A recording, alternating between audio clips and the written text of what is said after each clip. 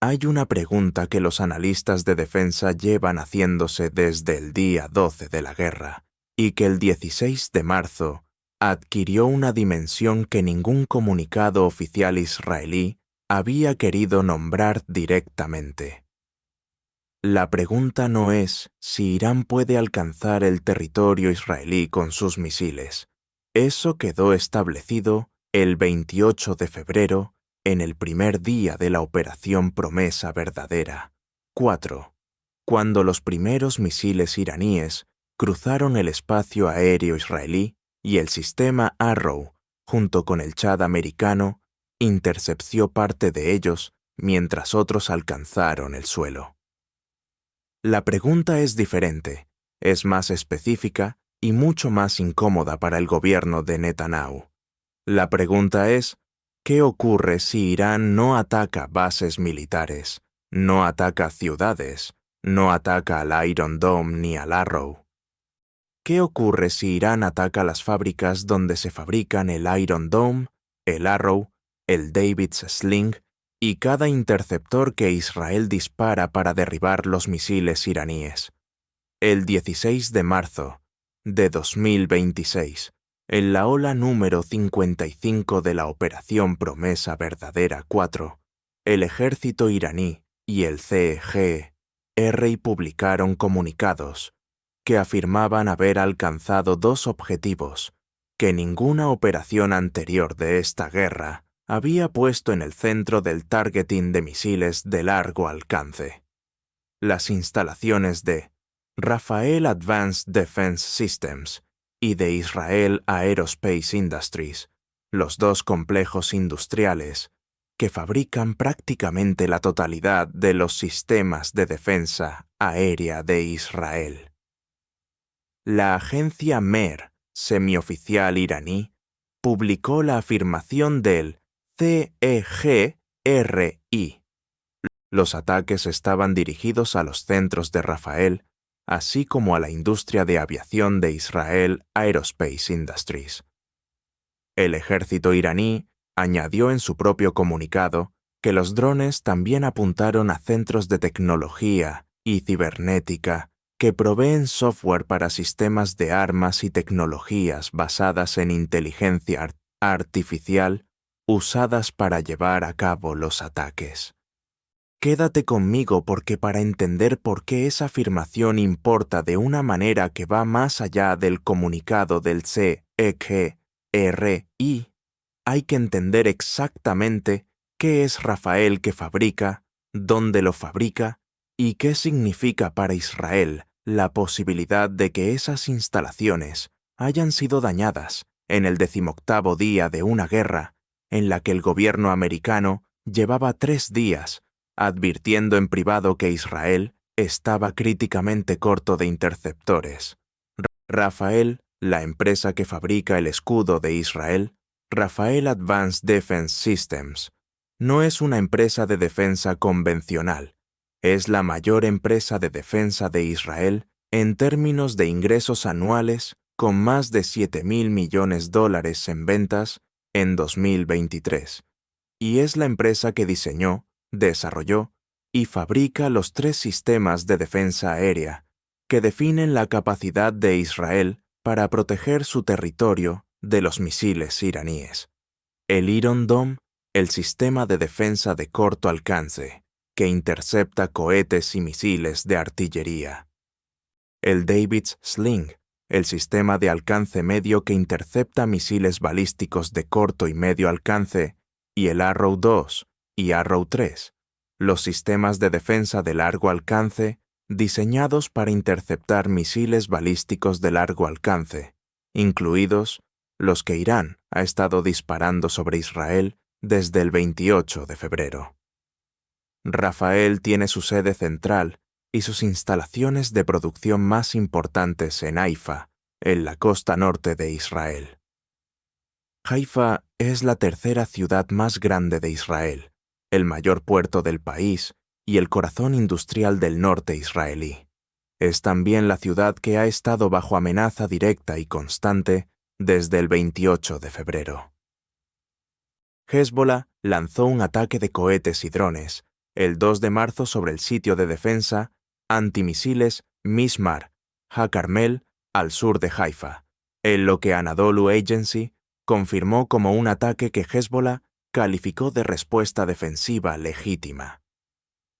El 1 de marzo, el propio ejército iraní dijo haber lanzado drones contra una instalación militar en Haifa y un centro que recibe datos del satélite OFOG. Haifa y sus instalaciones industriales de defensa han estado en el radio de ataques reales o afirmados desde el primer día de la guerra. El CEO de Rafael, Yoav Har. Iben confirmó en una entrevista al Jerusalem Post el 16 de marzo que la empresa estaba trabajando 24 horas al día para asegurar que Israel no se quede sin municiones y otros sistemas militares.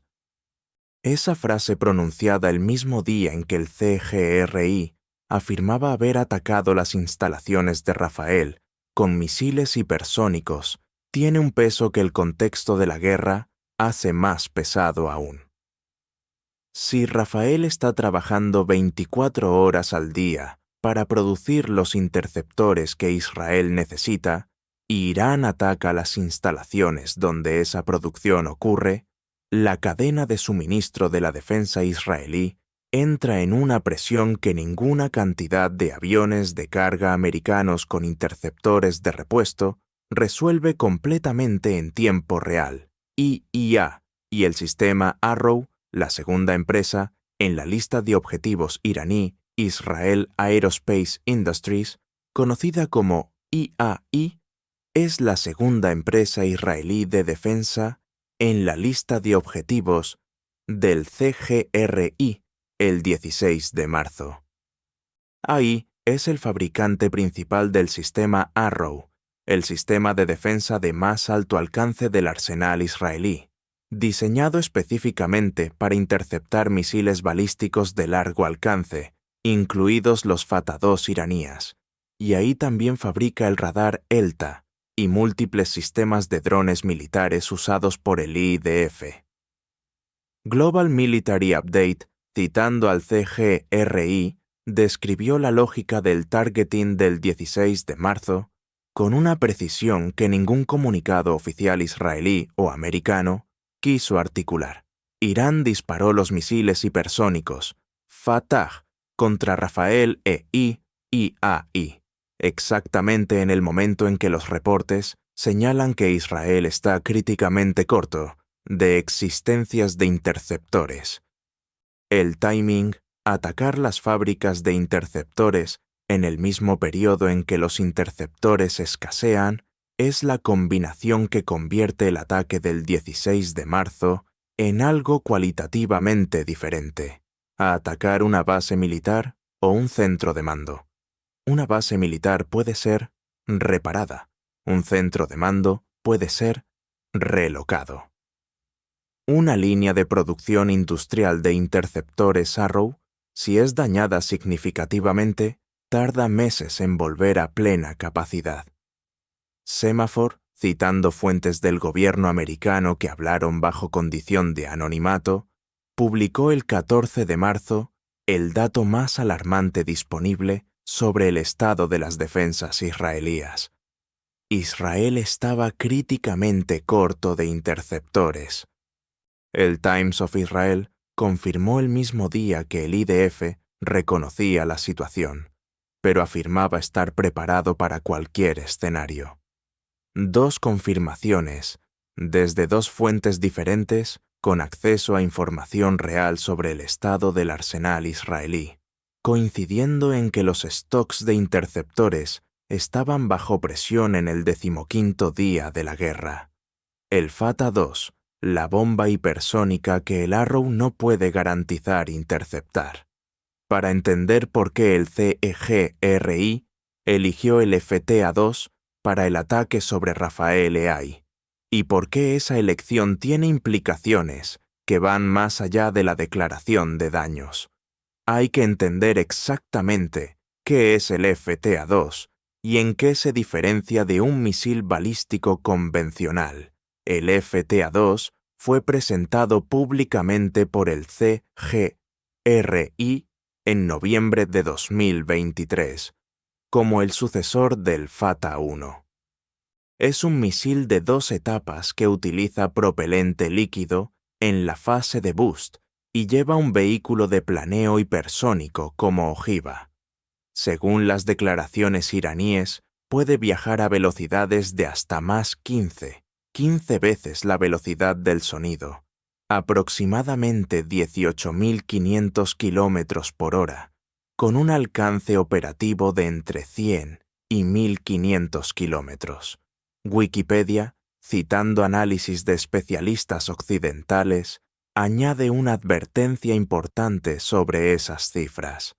Los analistas han expresado dudas sobre las capacidades declaradas por Irán para el Fatah-2, señalando que el Fatah-1 no ha probado ser operacional o incluso funcional, y que los misiles no han sido probados y no es probable que estén listos para el combate en el nivel que las afirmaciones iraníes sugieren. Esta tensión entre las afirmaciones iraníes y el escepticismo de los analistas occidentales es exactamente el corazón del problema analítico que define todo análisis serio del FTA-2 en este conflicto.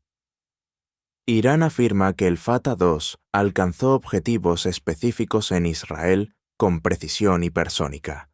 Israel no ha publicado un desmentido explícito de todos los impactos afirmados por Irán.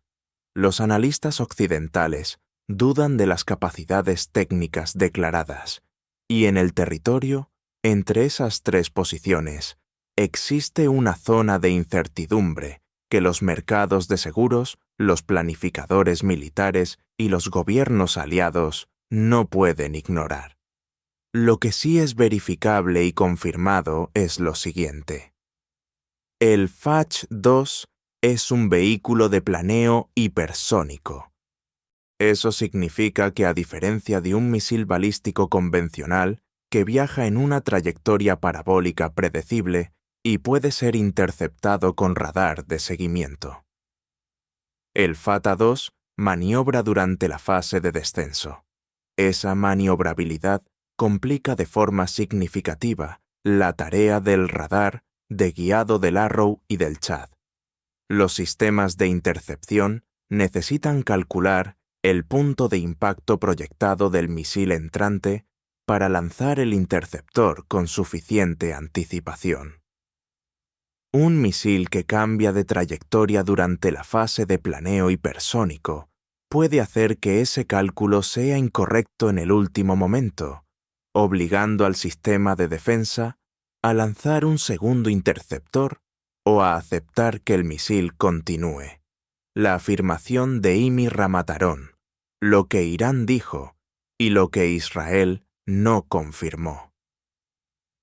La afirmación más específica relacionada con el título de este análisis, la de que Irán destruyó la mayor fábrica de armas de Israel, se refiere al complejo de IMI Systems, Israel Military Industries, en Ramataron. IMI Systems fue privatizada en 2018 y absorbida por Elbit Systems, la tercera gran empresa de defensa israelí, junto a Rafael AI. El complejo de Ramataron al norte de Tel Aviv es uno de los mayores complejos de producción de municiones y sistemas de armamento de Israel. El canal Money Matters, citando afirmaciones del CGR y sin confirmación israelí independiente, publicó el 18 de marzo que 4 misiles hipersónicos Fatah-2 alcanzaron el complejo con precisión y que la instalación producía el 30% de las municiones israelíes, componentes del tanque Merkava y propelente para interceptores Arrow. La afirmación de los $4.000 millones de infraestructura destruida y años de capacidad de producción fuera de línea es la versión más dramática de la afirmación iraní. Es también la que ninguna fuente independiente ha podido verificar ni desmentir completamente a la fecha de este análisis. Lo que sí es verificable es que Elbit Systems, que absorbe los activos de IMI, reportó el 16 de marzo, según el Jerusalem Post, una oleada de pedidos, valorada en $28.000 millones motivada por la guerra, y que el CEO de Elbit, Bezalel Merlis, dijo que la empresa trabajaba alrededor del reloj para asegurar que Israel no se quede sin municiones.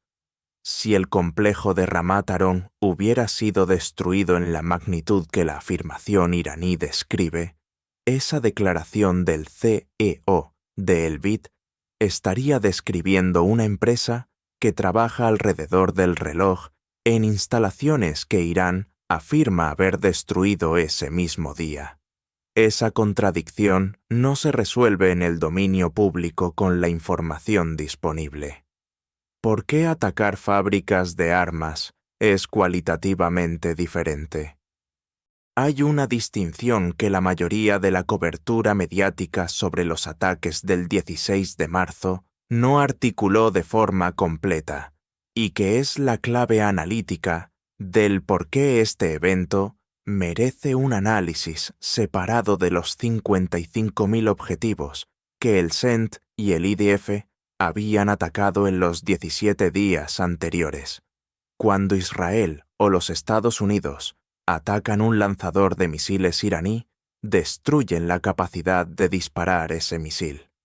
Cuando Israel ataca un centro de mando iraní, destruyen la capacidad de coordinar las operaciones de ese centro. Cuando el CGRI ataca una base aérea israelí, daña aviones y pistas que pueden ser reparados. Pero cuando un actor ataca la fábrica donde se fabrican los interceptores del adversario, está atacando algo cualitativamente diferente. Está atacando la capacidad del adversario de reponer en tiempo real los recursos que gasta para defenderse. Es un ataque a la cadena de suministro de la defensa, no a la defensa en sí misma. Elbit, Rafael y Pitamkumori no son solo proveedores del IDF, son el conjunto de la base industrial de defensa israelí. Son las tres empresas que juntas fabrican prácticamente todos los sistemas de armas que Israel usa en esta guerra: los drones, los misiles de crucero, los interceptores, los sistemas de guiado, los sistemas de guerra electrónica, los sistemas de comunicaciones militares. Si esas empresas reducen su capacidad de producción de forma significativa, Israel depende de un puente aéreo de reposición americano para mantener su nivel de operaciones. Un puente aéreo que funciona bien en semanas, pero que tiene límites logísticos y políticos que se vuelven visibles en meses. La respuesta de Israel. Sin confirmar, sin desmentir, trabajando alrededor del reloj, el IDF no publicó ningún comunicado específico sobre los ataques del 16 de marzo contra Rafael y Bimbe, que confirmara o desmintiera los daños afirmados por el CGRI. El portavoz del IDF publicó una declaración general sobre la continuación de las operaciones de la Operación Furia Épica y sobre la capacidad del sistema de defensa aérea. Pero no dijo: Rafael no fue alcanzado, no dijo, y ahí no sufrió daños. No, dijo, los misiles Fatah II fueron interceptados antes de alcanzar los objetivos afirmados. La ausencia de una negación específica no confirma la afirmación iraní. Pero en el vocabulario de la comunicación de crisis militar, los países que interceptan con éxito un misil dirigido contra una instalación industrial estratégica generalmente publican esa intercepción. El hecho de que el IDF publicara el dato de cada intercepción de misil iraní sobre Tel Aviv de forma sistemática durante 17 días y no publicara una confirmación de intercepción específica sobre los misiles dirigidos contra Rafael EAI. Es un dato que los analistas de defensa notaron y que ninguna fuente oficial israelí explicó públicamente el contexto de la ola 55 y la lógica de escalar cuando los interceptores escasean. El ataque del 16 de marzo no fue la primera vez que el CGRI afirmó haber atacado infraestructura industrial de defensa israelí. Fue la ola 55 de la Operación Promesa Verdadera, 4. 55 oleadas en 17 días, un promedio de más de 3 oleadas al día, cada una con una combinación diferente de misiles balísticos, misiles hipersónicos Fata, drones Shahed y misiles de crucero. La lógica de escalar hacia las fábricas de armas israelíes, exactamente cuando los reportes confirmaban que los interceptores israelíes estaban críticamente bajos, revela una doctrina de targeting que los analistas del ISW y del Critical Threats Project habían identificado como el vector más preocupante de la estrategia iraní en la guerra. No atacar Israel hasta que no pueda defenderse, sino atacar las instalaciones que producen los medios de defensa de Israel en el mismo periodo en que esos medios están agotándose. Es una estrategia de saturación y desgaste simultáneo que requiere coordinación entre la inteligencia sobre el estado de los arsenales enemigos y la selección de objetivos de targeting industrial. Semafor publicó el 14 de marzo la confirmación de que Israel estaba críticamente corto de interceptores. 2 días después, el 16 de marzo, el CGRI atacó Rafael E2, las fábricas donde se fabrican esos interceptores. Si ese timing es una coincidencia operacional o el resultado de una evaluación de inteligencia iraní sobre el estado real del arsenal israelí, es la pregunta que este análisis no puede responder con certeza. Lo que sí puede afirmar es que el timing es el dato más técnicamente significativo del ataque del 16 de marzo. La distancia entre la confirmación pública del agotamiento de interceptores israelíes y el ataque iraní a las fábricas que los producen fue de exactamente 48 horas. Hay 2 versiones posibles de lo que ocurrió en Afa y en Ramat Aron el 16 de marzo. La versión iraní, misiles Fata 2, alcanzaron con precisión las instalaciones de Rafael Prierei, causando daños de magnitud histórica a la base industrial de defensa israelí. La versión del silencio israelí, el IDF, no confirmó los daños, pero tampoco publicó una negación específica con datos de intercepción sobre esos objetivos particulares. Ninguna de las 2 versiones resuelve la incertidumbre con la información disponible en el dominio público. Lo que ambas versiones comparten es el siguiente dato.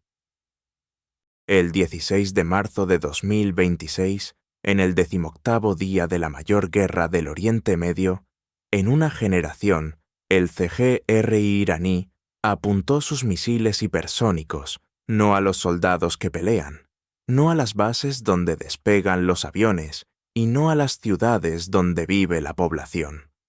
Los apuntó a las fábricas donde se fabrican los escudos, y esa decisión, independientemente del nivel de daño real causado, define con claridad la fase que la guerra acaba de entrar. Yeah.